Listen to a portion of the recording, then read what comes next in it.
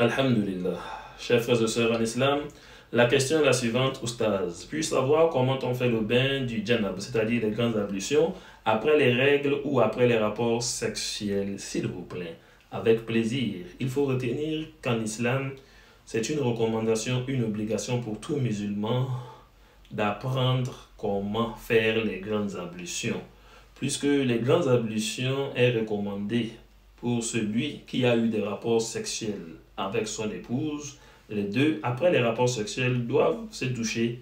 C'est ainsi, si une femme termine ses règles ou bien les lochis menstrués, la femme doit se doucher aussi al-ghusl al-janaba après avoir terminé ses règles. Et c'est ainsi, si une personne rêve dans son sommeil qu'il a eu des rapports sexuels et que du coup, dès qu'il s'est réveillé, il a vu le sperme sur le corps ou bien sur la bille, ce dernier doit se doucher aussi al-ghusl al-janaba. Alors, chers frères et sœurs en islam, comment faire les grandes ablutions? L'intention, ensuite dire Bismillah dans le cœur, bien sûr, et laver les mains 3 fois jusqu'au poignet. Vous lavez vos mains 3 fois jusqu'au poignet. Ainsi, après avoir lavé vos mains, deuxième étape, c'est de faire laver vos parties intimes.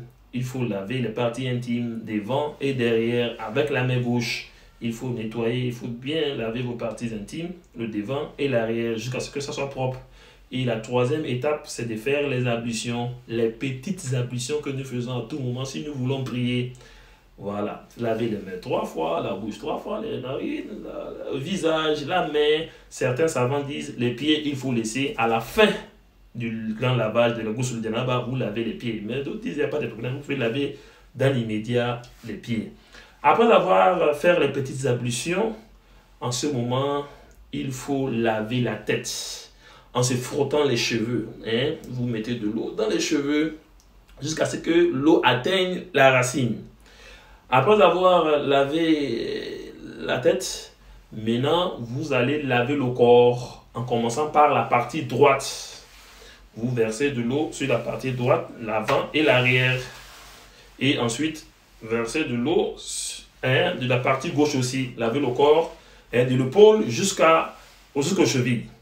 Et je pense que c'est ainsi que le prophète alayhi salatu wa salam faisait les grandes ablutions. Qu'Allah nous assiste et nous guide tous sur le droit chemin.